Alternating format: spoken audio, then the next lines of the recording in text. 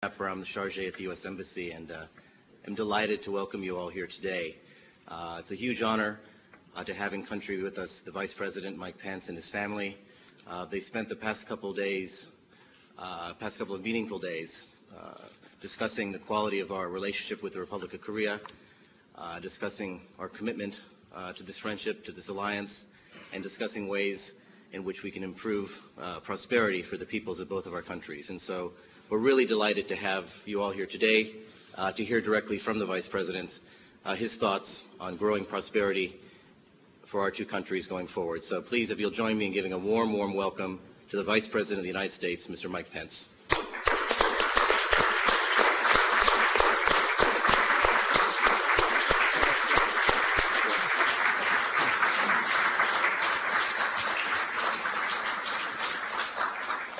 Thank you and good morning.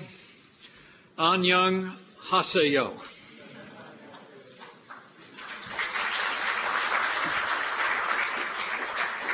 Mark, thank you for that kind introduction. Thank you for your leadership of the U.S. Embassy as our charge d'affaires. Thank you for your long career in the Asian Pacific representing the United States of America in so many different capacities. I'm grateful for your service, as I know is all of our administration. Thank you, Mark. To Ambassador Ah Ho-young, members of the American Chamber of Commerce in Korea, distinguished leaders of the American and South Korean business communities, honored guests, it is an honor to be here with you today for my first stop in the Asian Pacific as Vice President of the United States of America. It's here in South Korea that we came first.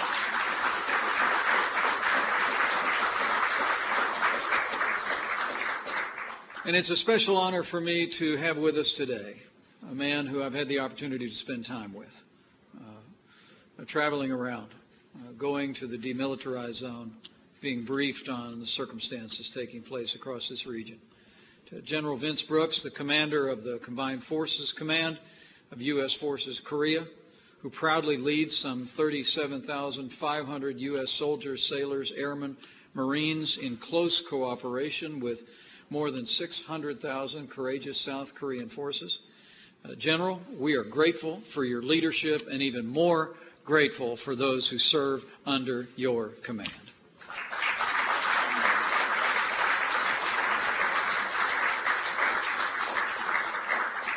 I bring greetings this morning from the 45th President of the United States of America, President Donald Trump. The President asked me to come here to South Korea as a sign of our commitment and his personal commitment to the United States' long-term alliance with this great country and to our not only strategic but economic partnership with South Korea. The bonds of security and commerce between our nations stretch back for decades. More than 60 years ago, the United States helped establish the foundation for South Korea's security and economic strength through great sacrifice. And ever since, the relationship between our two countries has grown for the benefit of both of our nations and all who call them home. Yesterday, I had the privilege to meet with Acting President Hwang Kyo-ahn and leaders of the National Assembly here in South Korea. My message to them, to the people of South Korea, to the business enterprises in this country, and to all of you, on behalf of the President of the United States, is simply this: we are with you 100%.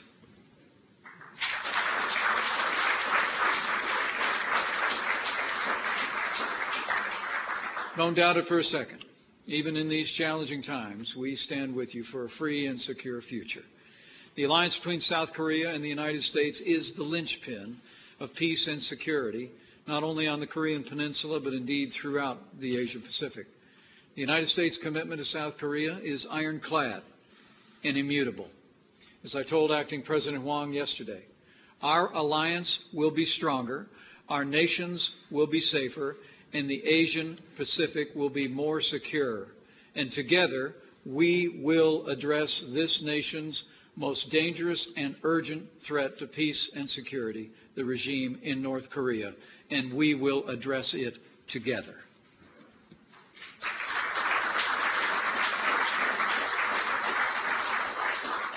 As examples, we will continue to work closely with our military to deploy the THAAD missile defense system as a defensive measure called for by the alliance for the alliance.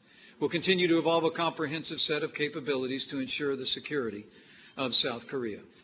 And while all options are on the table, the United States will continue to marshal economic and diplomatic pressure from regional powers and the entire international community to demand that North Korea, once and for all, abandon its nuclear and ballistic missile programs, turn away from renewed hostility toward its neighbors, and end the repression of its own people.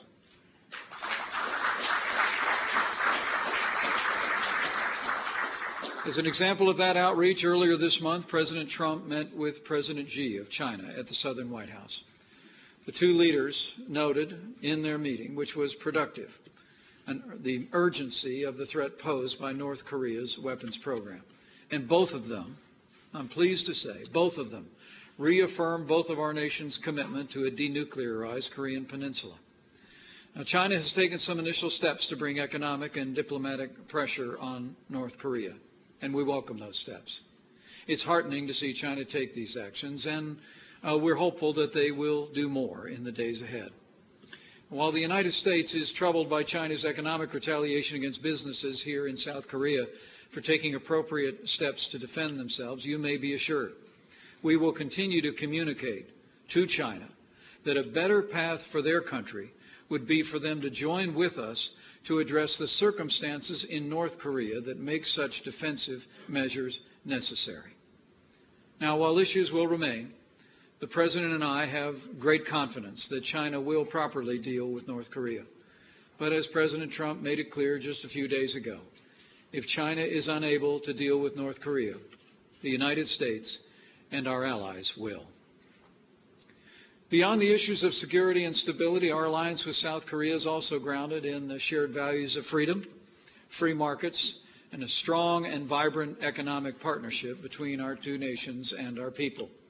The businesses represented here today, American and Korean, have helped build a strong relationship between the United States and Korea. In fact, AmCham, Korea, has been here since the very beginning.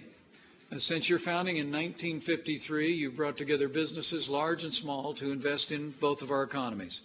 Today, you boast roughly 700 members, spanning dozens of industries, and you foster jobs and growth and prosperity on both sides of the Pacific. And thank you.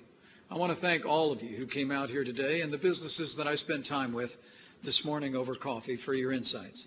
American and Korean companies, Ford, Boeing, Pfizer, Visa, and really all of you. You're pillars of our economy and pillars of a partnership between America and South Korea, and you have our thanks.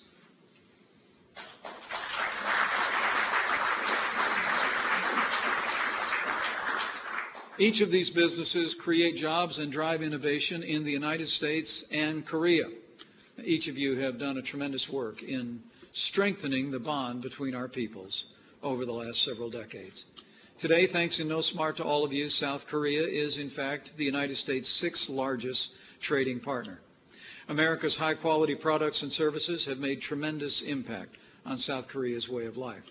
And South Korea's firms have made and continue to make significant contributions and investments in the American economy as well.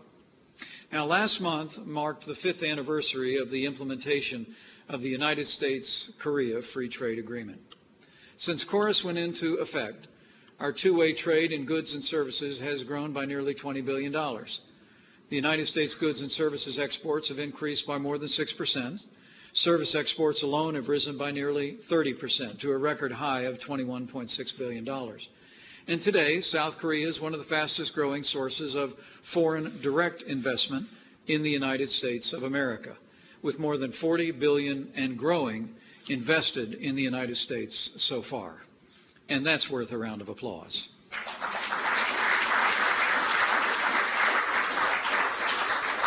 But despite the strong economic ties between the United States and South Korea, we have to be honest about where our trade relationship is falling short. Most concerning is the fact that the United States trade deficit with South Korea has more than doubled since KORUS came into effect. That's the hard truth of it. And our businesses continue to face too many barriers to entry, which tilts the playing field against American workers and American growth. President Trump has made it clear that the United States will pursue an America First policy in trade and exchange. We'll pursue trade that is both free and fair, and that will be true in all of our trade relationships, including KORUS. We're reviewing all of our trade agreements across the world to ensure that they benefit our economy as much as they benefit our trading partners.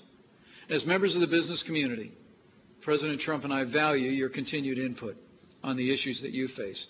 And we know that you can help us level that playing field between our two countries and move toward a system that will maximize jobs and growth and a brighter future for the people of the United States of America and the people of South Korea. And we will work with you toward that end as we reform KORUS in the days ahead.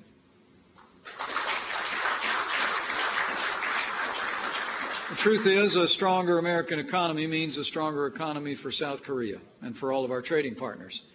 And you'll be glad to know the United States will continue to be a driver of global growth, and under President Donald Trump, we'll drive that growth like never before, I promise you. President Trump and our administration are working around the clock to pass an aggressive agenda to get the American economy moving again. Lower taxes, less regulation, better infrastructure, and a renewed focus on American energy. And tax reform will be one of our top priorities. Now, I don't have to tell you in this room how the American tax code tends to hamper the business community at home and abroad. The ability for American companies like those that are located here in South Korea to bring profits back to the United States of America is much in need of reform. Our corporate tax rate is actually one of the highest in the developed world. It's more than 10% higher than the tax rate here in South Korea. Well, President Trump's tax plan will slash the corporate rate, reform the tax code to make it simpler, flatter, and fairer. Rest assured, our tax reform plan will make the strongest economy in the world stronger still, and that will benefit America and benefit all of America's trading partners. The same is true of the President's actions to reduce the regulatory burden in America. The President's already ordered every agency in Washington, D.C. to find 2 regulations to get rid of before issuing any new ones. And President Trump has already signed more than a dozen bills turning back the last administration's mandates, and will continue to work with Congress to slash through mountains of red tape that are a barrier to economic growth and jobs. And make no mistake about it, under President Donald Trump, over-regulations days are over, and there's a new era of jobs and growth and prosperity in the United States of America. Now, these are only a few of the policies that the President and I could discuss today. There are many more, from health care to infrastructure. But I'm grateful to have had the opportunity to meet with businesses, great American businesses included, that are located here in South Korea, to reassure you that we're going to continue to promote the policies in the United States of America that will cause investment to occur and businesses to thrive and jobs to be created. Rest assured, President Trump's agenda will continue to renew America's reputation as the premier investment destination in the world, and as America grows, all of our partners will grow with us. And our success will further strengthen the bond of commerce and the bond of friendship between the American people and the people of South Korea. Of that, I'm very confident. You know, today it's my privilege, really, to conclude my trip here to South Korea on behalf of President Donald Trump with a simple message: to reaffirm the United States' enduring commitment to the security and prosperity of South Korea, and to assure the people of South Korea of our unbreakable bond. We're bound together by our shared values, but also, as I said yesterday following my meeting with Acting President Wong, we've also been bonded together by our shared sacrifice. A free and democratic South Korea was forged in the fires of sacrifice by soldiers from both of our lands, and my father was one of them. 65 years ago, Second Lieutenant Edward J. Pence, Jr., of the 45th Infantry Division of the United States Army, fought alongside brave South Korean forces to win the freedom of this land. It was my great privilege to stand with the general and look out over the landscape, past the DMZ, and see the very hills on which my father fought, Mount Baldy and Pork Chop Hill. For me, for my wife, for our 2 daughters, it was a deeply meaningful time. My dad was able to come home to raise a family, but he had friends in uniform, American and Korean, who went home to eternity And he carried the faces and the names of those heroes in his heart his whole life. My dad, anytime people would look at the medal that he had earned over here and been awarded, anytime anyone referred to my dad as a hero, he'd shake his head and say the heroes were the ones that didn't come home. And he bore that burden his whole life. But I can't help but feel that Dad, looking down from glory today, wouldn't be proud of their sacrifice and proud of his service in this great country. To see now, more than 6 decades on, the freedom that he fought and labored to win for the people of South Korea, continuing to thrive, continuing to stand, continuing to prosper. Truly, the friendship between our two nations, our two free nations, is as eternal as the bonds between those who fought to win it. As I said yesterday, we've bled together. We have prospered together. And on that foundation, the people of the United States of America and South Korea will face the future together. With courage, determination, and faith, we go together. Kachi Kapshida. Thank you very much. And God bless you.